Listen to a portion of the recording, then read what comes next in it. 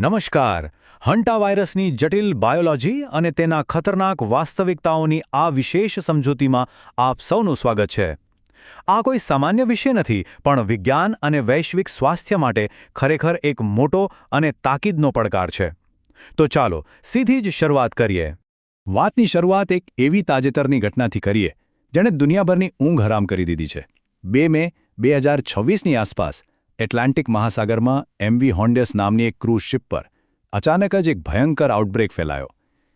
આ સમાચાર માત્ર હેડલાઇન્સ પૂરતા સીમિત નહોતા, પણ આખી દુનિયા માટે એક ગંભીર ચેતવણી હતા. આ ઘટનાને ગંભીરતાને બરાબર સમજવા માટે આપણે તેને 4 મુખ્ય ભાગમાં વહેંચીને જોઈશું. પહેલા આ ક્રૂઝ શિપ આઉટબ્રેકને સમજીશું. પછી વાયરસ કેવી રીતે ફેલાય છે તે જાણીશું. દુનિયાભરમાં તેના કેવા લક્ષણો જોવા મળે છે તેની ચર્ચા કરીશું. અને છેલ્લે તેનાથી બચવા માટેની સુરક્ષિત સફાઈ પદ્ધતિઓ પર નજર કરીશું. તો સૌથી પહેલાં વાત કરીએ આ ક્રૂઝ શિપ આઉટબ્રેકની. સમુદ્રની વચ્ચોવચ્ચ સર્જાયેલું આ એક એવું જૈવિક રહસ્ય છે જેણે પબ્લિક હેલ્થ સિસ્ટમને હચમચાવી દીધી છે. હવે આ હંટા વાયરસ આખરે છે શું? સરળ ભાષામાં કહીએ તો આ વાયરસનો એક એવો સમૂહ છે જે મુખ્યત્વે ઉંદરો દ્વારા ફેલાય છે. આમ તો આ ચેપ માણસોમાં બહુ જવલ્લે જ જોવા મળે છે, પરંતુ હા, જ્યારે પણ માણસો અને ઉંદરોનો સીધો સંપર્ક થાય છે ત્યારે પરિણામ ગંભીર હોઈ શકે છે, ખાસ કરીને શ્વસનતંત્ર અને કિડનીને લગતી ખતરનાક બીમારીઓ. પણ હોન્ડસ ક્રૂઝ શિપ પર જે બન્યું તે સામાન્ય હંટા વાયરસનો કેસ નથી. અહીં જે વિલન છે તે છે એન્ડીઝ સ્ટ્રેન. અને આ જ સૌથી ડરાવણી બાબત છે. શા માટે? કારણ કે આખા હંટા વાયરસ પરિવારમાં એન્ડી સ્ટ્રેન એકમાત્ર એવો વાયરસ છે જે સીધો એક માણસથી બીજા માણસમાં ફેલાઈ શકે છે. આ એક બહુ મોટી અસાધારણતા છે. આ ખતરો કેટલો મોટો છે તે સમજવા માટે આપણે એ જાણવું જ પડે કે આ વાયરસ આખરે ફેલાય છે કેવી રીતે. ચાલો ટ્રાન્સમિશનની પ્રક્રિયાને થોડી બારીકીથી સમજીએ.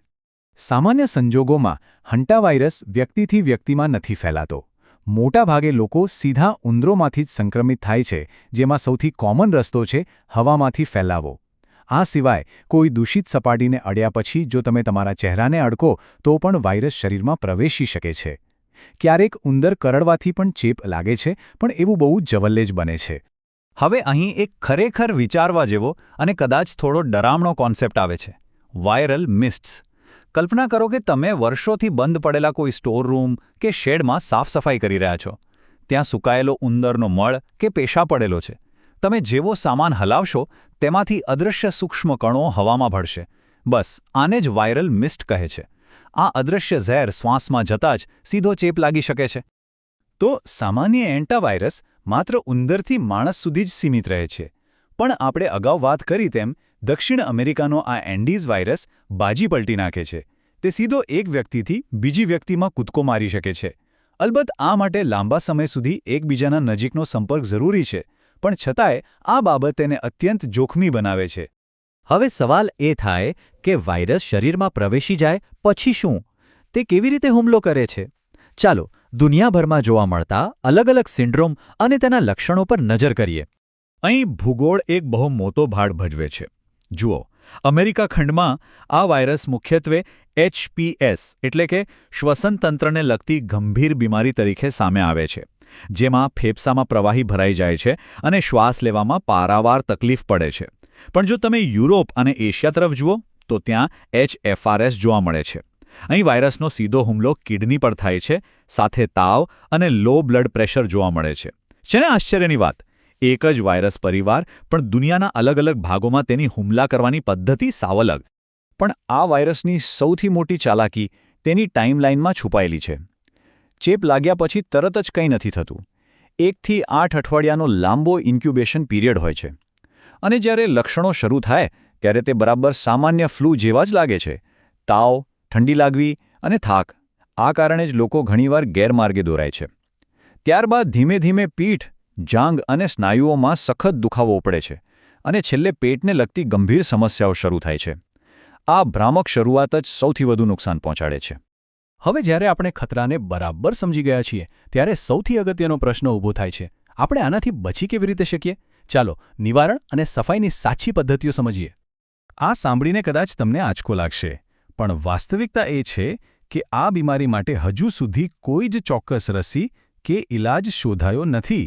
જી હા, કોઈ જ ઇલાજ નહીં. હોસ્પિટલો દર્દીને માત્ર સપોર્ટિવ કેર એટલે કે ઓક્સિજન અને અન્ય પ્રાથમિક મદદ જ પૂરી પાડી શકે છે. તેથી જ આ બીમારીમાં સાવચેતી અને નિવારણ એ જ એકમાત્ર સાચો ઉપાય છે. જરા આ આંકડા પર નજર કરો. 40થી 50% અમેરિકામાં જોવા મળતા HSPS સિન્ડ્રોમનો આ મૃત્યુદર છે. આ આંકડો ખરેખર ડરાવણો છે. એ જ કારણ છે કે જો ઉંદરોના સંપર્કમાં આવ્યા પછી થોડી પણ શ્વાસ લેવામાં તકલીફ જણાય તો તાત્કાલિક ડોક્ટર પાસે દોડી જવું એ જ સમજદારી છે. અહીં સમય બગાડવો સીધો જીવ પર જોખમ લાવી શકે છે. તો સુરક્ષા માટે આપણે શું કરવું જોઈએ? અમુક ચોક્કસ પગલાં લેવા ખૂબ જરૂરી છે. પહેલું કામ, ઘરમાં ઉંદરોને ઘૂસવા જ ન દેવા. ક્યાંય પણ કાણા કે તિરાડ હોય તો તેને તરત બંધ કરો. બીજું, જો તમે કોઈ લાંબા સમયથી બંધ પડેલી જગ્યા, રૂમ કે શેડ ખોલી રહ્યા છો તો તરત જ અંદર ન ઘૂસી જાઓ. પહેલાં દરવાજા બારી ખોલીને ઓછામાં ઓછી 30 મિનિટ સુધી તાજી હવા અંદર આવવા દો. અને ત્રીજું, સૌથી મહત્વનું પગલું, સફાઈ કરતા પહેલાં તે જગ્યા પર કોઈ સારું જંતુનાશક કે બ્લીચ સોલ્યુશન અચૂક છાંટો. અને હા, એક બહુ મોટી ભૂલ જે મોટાભાગના લોકો કરે છે, ક્યારે પણ ઉંદરના મળને સાફ કરવા સાવરણી કે વેક્યુમ ક્લીનરનો ઉપયોગ ન કરવો. અગાઉ આપણે પેલી વાયરલ મિસ્ટ્સની વાત કરી હતી ને?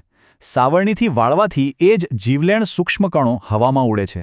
હંમેશા પહેલાં બ્લીચ સોલ્યુશન છાંટીને કચરો ભીનો કરો, જેથી વાયરસ હવામાં ઉડવાને બદલે જમીન પર જ દબાઈ રહે.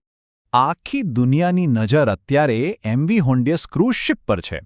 અને આ ઘટના આપણને સૌને એક મોટો સવાલ પૂછવા મજબૂર કરી દે છે.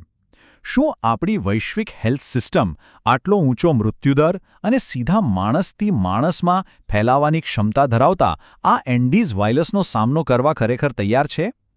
આ એક એવો વિચાર છે જેની પર ગંભીરતાથી મનોમંથન થવું જરૂરી છે. આ સમજૂતીમાં અમારી સાથે જોડાવા બદલ ખૂબ ખૂબ આભાર.